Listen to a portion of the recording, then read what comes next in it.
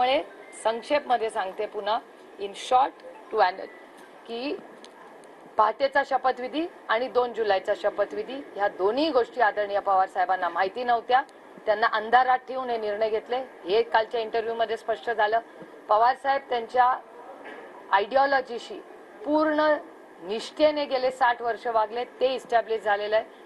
त्याच्यानंतर भारतीय जनता पक्ष जे सातत्याने नॅचरल करप्ट पार्टी एनसीपीला म्हणत होती, ती बॅक चॅनलनी सारखी राष्ट्रवादीशी बोलत होती. राजीनामा देताना आदरणीय पवार साहेबांनी सांगितलं की मी तुमच्या बरोबर येणार नाही, तुम्हाला जायचं असेल तर तुम्ही जाऊ शकता. त्याच्यानंतर शेवटचा मुद्दा जो तुम्ही विचारला की मला अध्यक्ष करणार होते का, हा प्रस्ताव होता का? हा प्रस्ताव होता, पण मला स्वतःला तो एवढ्यासाठीच अस्वस्थ करणारा होता कारण का त्याच्यात 3 गोष्टी होणार होत्या. एक तर आदरणीय पवार साहेबांची कधीही इच्छा नव्हती भारतीय जनता पक्षावर जायची आणि म्हणून ते त्यांच्या कालच्या त्यांच्या भाषणात आलेलं आहे भुजबळ साहेबांच्या की ते सातत्याने म्हणायचे तुम्हाला जायचं असेल तर तुम्ही जा, मी तुमच्यावर येणार नाही. हे भुजबळ साहेब स्वतः काल बोललेले आहेत. पहिला मुद्दा.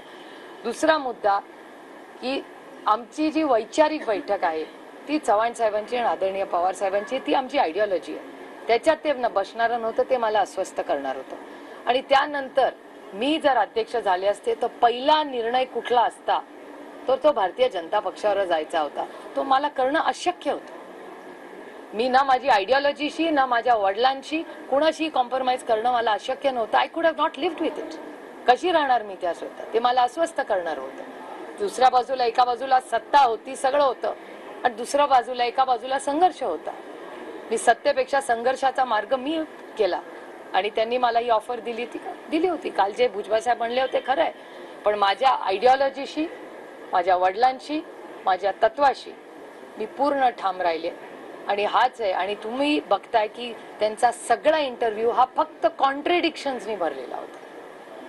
म्हणजे मला असं वाटतं की त्यांनी सगळ्यांनी बसून ठरवलं पाहिजे एकदा की हा आग्रह पवार साहेबांचा होता का त्यांचा होता, हा निर्णय त्यांचा होता का पवार साहेबांचा होता, पवार साहेब हुकुमशाह आहेत का नाही. The whole interview is only contradictions. त्यांचा प्रस्ताव आपण फेटाळला केवळ भाजपसोबत जायचं नाही म्हणून, बरोबर? नाही प्लीज, काही गोष्टी अशा असतात की त्या इन कॉन्टेक्स्ट सांगायच्या असतात. आणि दुसरी एक मी गोष्ट तुम्हाला सांगते, हा खोटा खरा बोलण्याचा नाही, काही वयानंतर आपल्यावर जबाबदारी असतात. त्यांनी जसं फॅक्च्युअली सगळ्या गोष्टी सांगतात सगळ्या मीही बोलू शकते, पण आपल्यावर जेव्हा जबाबदारी असतात, काही गोष्टी असतात, काही गोष्टी इन पर्सन आणि प्रायव्हेट बोललेल्या जातात. त्याच्यात त्या कॉन्व्हर्सेशन मध्ये 2 लोक असतात. त्याच्यामुळे एकानी बाहेर बोलायचं ठरवलं म्हणून दुसऱ्यांनी त्याचं स्पष्टीकरण देणं हा आग्रह नसतो. त्याला प्रगल्भता म्हणतात, त्याला खोटं बोलणं म्हणत नाहीत एकतर. त्याच्यामुळे आणि काही गोष्टी ज्या एकत्र गेल्या त्याचा अर्थ मी काही लपवते तर नाही. मी आणि मला एक सवय जी मी तुम्हाला सांगते की मी रोज एक डायरी लिहिते आणि ही मला लहान असल्यापासून सवय की दिवसभर ज्या गोष्टी माझ्या आयुष्यात होतात ना त्या मी एका डायरीमध्ये लिहिते. त्याच्यामुळे मी प्रत्येक गोष्ट काल जी इंटरव्ह्यू मध्ये होती ती मी का पॉइंट फॉर्म मध्ये आणली, कारण का माझ्या डायरीमध्ये ती मॅच होत होती. ते कुठल्या मीटिंग बद्दल बोलले, कोण काय बोललं, आणि हे मी काही थिअरी म्हणून लिहित नाही, इट्स माय हॅबिट. माझा नवरा पण मला काय जर बोलला असेल तर मी तिथे लिहून ठेवते, आज Sadanand said this, I wonder why he said this. कारण का आज रेवती विजय सदानंद मी जेवायला गेलो होतो, we had a great time. विजयचा करिअरचा ह्या सगळ्या गोष्टी ही मला लहानपणापासून सवय की आपण जे. त्याच्यामुळे तुम्ही मला जर विचारलं की 2 जुलैच्या शपथविधीच्या आधी रात्री काय चर्चा झाली, ती माझ्याकडे माझ्या डायरीत लिहिलेली आहे. त्याच्यामुळे कॉन्ट्रडिक्शन्स की मला आठवत नाही वगैरे असं काही होत नाही. My diary has a great reference point. Diary बाहेर आली तर भरपूर स्फोट होतील. स्फोट व्हायचा विषयच नाही, डायरी कधी बाहेर येणारच नाही. तेवढी विचाराची प्रगल्भता आणि माझ्या आयुष्यात असं काही नाहीच त्याच्यातून स्फोट होईल. I am a very boring life. ते दावा करतात ते सगळं बाहेर येईल.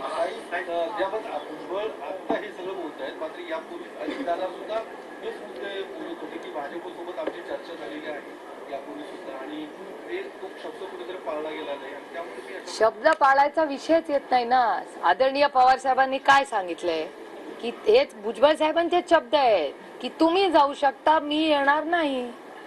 It's simple. मी येणार नाही म्हणजे आयडिओलॉजीशी कोण लॉयल राहिलंय 60 वर्ष? Sharad Pawar. He is consistent about it की मी येणार नाही. तुम्हाला जायचं असेल तुम्ही जाऊ शकता, मी येणार नाही. आणि कालच भुजबळ साहेबच स्वतः म्हणले की दोन्ही शपथविधी जे झाले ते आदरणीय पवार साहेबांना अंधारात ठेवून झाले. मी म्हणत नाही, छगन भुजबळच म्हणतायत. आम्ही जेव्हा तुम्हाला सगळ्यांना सांगत होतो की आम्हाला माहिती नव्हतं, कोणी आमच्यावर विश्वास ठेवत नव्हतं.